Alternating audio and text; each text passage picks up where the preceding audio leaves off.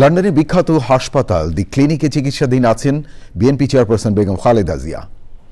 সেখানে তার চিকিৎসার জন্য বাংলাদেশের চিকিৎসক, লন্ডন ক্লিনিক ও জনস হপকিনসনের হাসপাতালে বিশেষজ্ঞদের নিয়ে গড়া টিম মেডিকেল একসাথে কাজ করছে। যে পরীক্ষা নিরীক্ষাগুলো হয়েছে সেগুলো পর্যালোচনা করে পরবর্তী চিকিৎসা নির্ধারণ করা হবে, চিকিৎসকরা জানিয়েছেন। শাহেদ শফিকের ভিডিও চিত্রে দেখুন শাহ এমি হোসেনের রিপোর্টটি।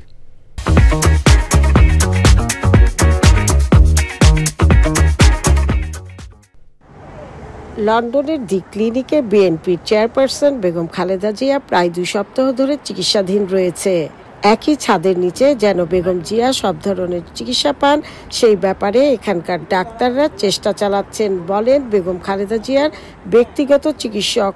মেডিকেল বোর্ড, যেটি এই ইউকের বিভিন্ন বিষয়ের মেডিকেল বিশেষজ্ঞ চিকিৎসক এবং জন হপকিন্স এবং নিউ ইয়র্ক বাংলাদেশ সহ তার চিকিৎসকরা মেডিকেল বোর্ডে অংশগ্রহণ করেছে। ওনার সর্বশেষ পরীক্ষা নিরীক্ষার যে রিপোর্টগুলো পর্যালোচনা করেছে এবং পরবর্তীতে আরও কিছু পরীক্ষা নিরীক্ষার জন্য সিদ্ধান্ত হয়েছে। আমেরিকা থেকে বেগম খালেদা জিয়াকে দেখতে আসেন ঢাকা বিশ্ববিদ্যালয়ের সাবেক VC professor Shahid Uddin Ahmed. Madam Khaleda জিয়াকে দেখার জন্য এবং ওনার খবরাখবর নেওয়ার জন্য এবং শুভেচ্ছা দেওয়ার জন্য আমার আগমন। আমি কামনা করি উনি সুস্থ হয়ে আবার দেশে ফেরত যান। সন্ধ্যায় তারেক জিয়া ও ডক্টর জোবাইদা রহমান প্রতিদিনের মতো আজও তার মাকে দেখতে আসেন। উনি ভালোই আছেন, কথাবার্তা বেশ সুন্দরভাবে বলেছেন, আমাদের সাথে হাসি খুশি ভাবে কথা বলেছেন। বেগম জিয়াকে হাসপাতালে দেখতে আসেন তার স্বজনরাও। লন্ডন ক্লিনিকে প্রায় 2 সপ্তাহ ধরে বেগম খালেদা জিয়া চিকিৎসাধীন আছে।